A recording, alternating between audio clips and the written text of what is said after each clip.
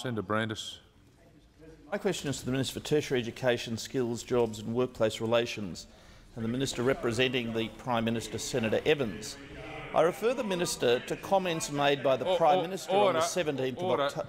You are entitled to be heard in silence. I'm entitled to hear the question, and so is the Minister.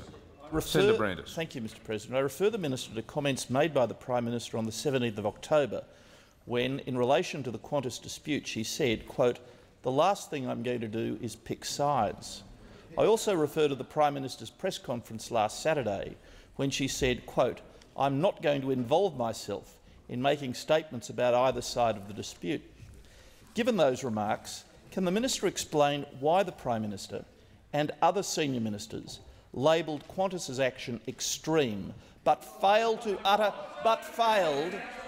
a breath of criticism of the union's campaign? Order! Order! Order! Continue, Senator Brandis. But failed to utter a word of criticism of the union's campaign to, in the words of the President of the TWU, Mr Tony Sheldon, to, quote, "bake Qantas slowly."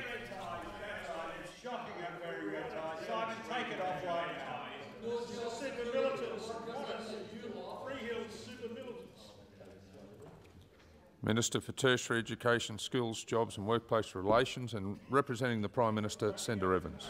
Mr. President, the Senator really answers his own question during the course of it. I mean, what the Prime Minister was saying during those various periods was that we weren't picking sides. We encouraged the parties to negotiate in good faith, use the services of Fair Work Australia if they need them, but to resolve the dispute. And that was exactly the sort of advice that both the Minister for Transport, Mr Albanese, was giving and that I was giving. So, Mr President, the government's been totally consistent throughout on that matter. And when there have been inappropriate comments like those made by the Secretary of the Licensed Engineers, he made some totally inappropriate comments. I think at least 3 ministers spoke publicly criticising those comments has been inappropriate and not helpful to good industrial relations. But the Prime Minister quite rightly regarded the decision by Qantas to lock out thousands of its employees, most of whom were not undertaking industrial action currently, from their places of work. At 8 p.m. on Monday night, they were going to lock out thousands of their employees, as I say, most of whom weren't taking industrial action currently, some of whom's industrial action consisted of wearing non-uniform ties. We regard that as extreme. I think most people in Australian industrial relations regard it as a fairly extreme step. Even those that support it would argue that it was a very extreme step.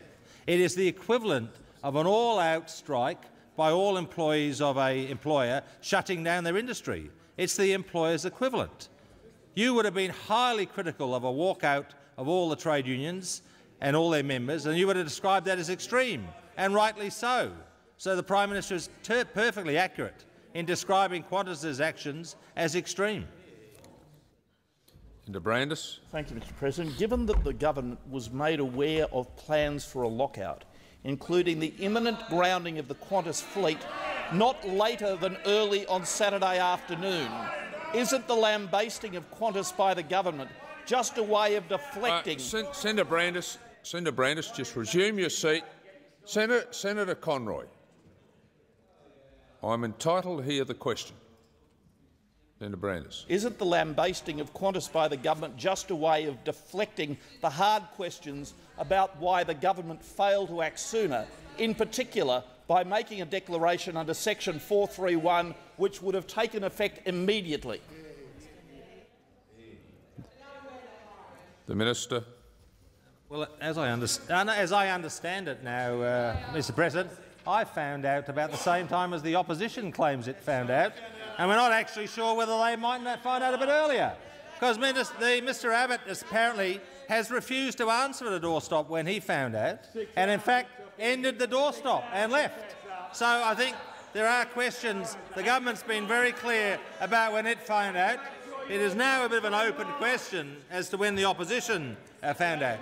But, Mr President, as I have repeatedly said, when advised Qantas as a courtesy, not offering us options, not inviting us to intervene, but advising us of their action and advising that if it leaked, they might take that action earlier, i.e. they would not be deterred from taking that action.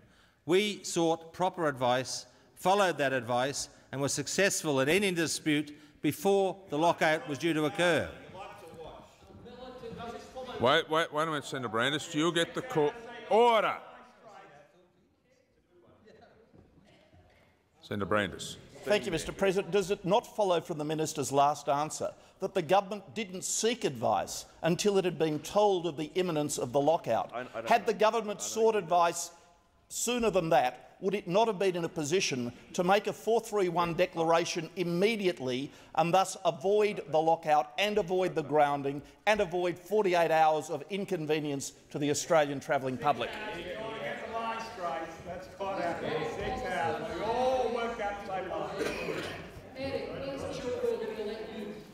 Now, when there's silence, we'll proceed.